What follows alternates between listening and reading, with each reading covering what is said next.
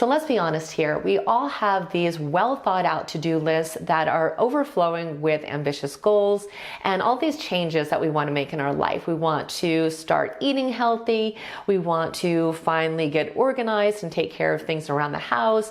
We want to learn all these new skills, and the list goes on and on.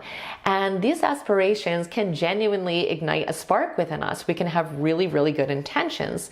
Yet this strange phenomenon seems to always occur where we never actually do any of these things. No matter how passionately we feel about them, in reality, the consistent action and effort that it would require can feel completely elusive. And that can make us feel like none of these things are even possible, even when that could not be further from the truth. So today we're going to talk about how to successfully bridge the gap between intention and action. We'll explore some of the reasons why taking the first step towards a goal can feel so difficult even when we are truly motivated. And most importantly, we'll talk about some simple and practical strategies to overcome these roadblocks, build momentum, and finally turn our dream list items into genuine changes in our life. But first, if you're new here, my name's Nena, and this is something that I used to struggle with immensely. And I really couldn't wrap my head around it, which is why I would always go back to my old routines and habits. And I want you to know that if you are experiencing this type of resistance, that it's not a personal failure. It's actually a very human response. And there can be many different reasons for this disconnect. The first is that our brains do not like to venture outside of the comfort zone. As humans, we're wired to stick with the familiar because we perceive it to be safe. So our established routines and habits, even if they are unproductive or unhealthy, can unfortunately still give us that sense of comfort and control. The second thing can be a fear of failure. Taking that first step can be scary because we don't know what to expect. In the back of our mind, we're thinking, what if I mess up? Or what if I don't have what it takes to actually do this? And these types of fears can absolutely paralyze us and make us just want to run right back to the comfort of the familiar. Something else that I know a lot of us wrestle with is perfectionism. We can build these grand visions in our head, and if we don't achieve exactly what we are thinking of, it can feel like a defeat, even if we have actually succeeded at the goal.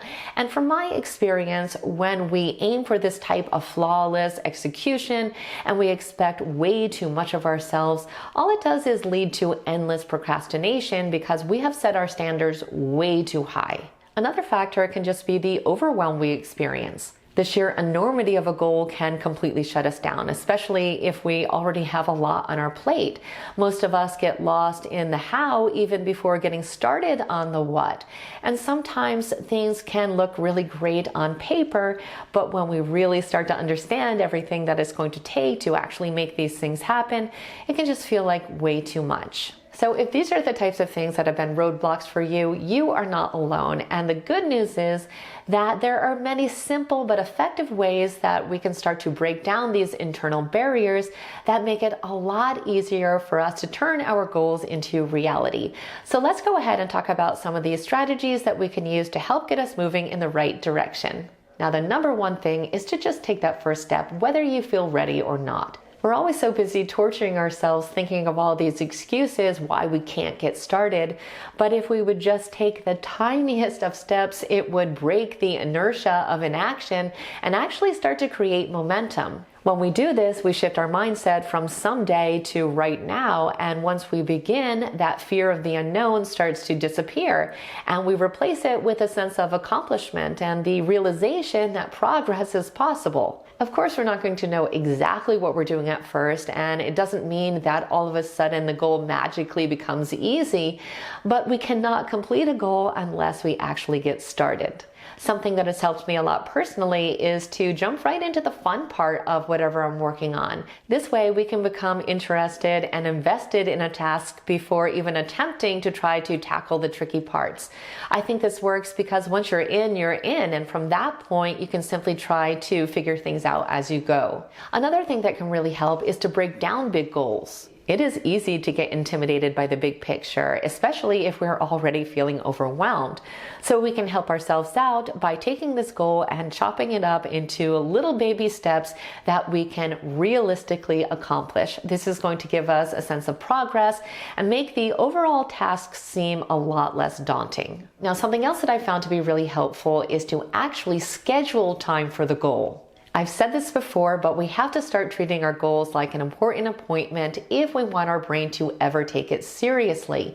And the easiest way I found to do this is to just block out time in the calendar like we would for any other meeting, and to be very specific about exactly what we want to accomplish. That really shows our brain that this is a priority for us, and eventually it will become a habit, but for now we do need to make the time or it's never going to happen. Another thing that we have to learn is to focus on progress and not perfection. It is human nature to get discouraged by setbacks and to feel like what we're doing isn't good enough and that we don't have what it takes and that other people can do it better or easier. It's a huge mind trap, and we have to mentally try to fight against it. So instead of hyper-focusing on every single imperfection or little mistake, just try to focus on the progress that you are making, even if it seems really small. Remember, it's all about consistent effort, not about flawless execution. If we just keep working on it, eventually we are going to get there. And one of the biggest things that we need to remember is to practice self-compassion. Be kind to yourself on the days when your motivation dips, because those days are going to happen. We have to remember that we are going to experience some bumps in the road and that change isn't always easy. And on those days when we feel like we just can't do it, we have to stop and listen to ourselves and understand what we are going through and kind of validate that. The biggest thing here, however, is to not let ourselves give up entirely, because it is so easy to use these setbacks as excuses not to continue. Maybe we need to take the day off, maybe we need to rethink our strategy, but we have to remind ourselves that the goal itself is still important. So give yourself a breather if you need one, but make sure that you recommit to what you are doing, because it is meaningful. And let's face it, change is hard, so make sure that you celebrate your progress as you go. Again, it is a big deal, but this is the way that we can start to live the life of our dreams. It's all about bridging the gap between our intention and our actions. So I truly hope that you found today's video to be relatable and helpful. If you did, please like it, share it, and definitely become a subscriber if you aren't one already. I would love it if you stayed connected. I want to thank you so much for watching, and I will see you very soon.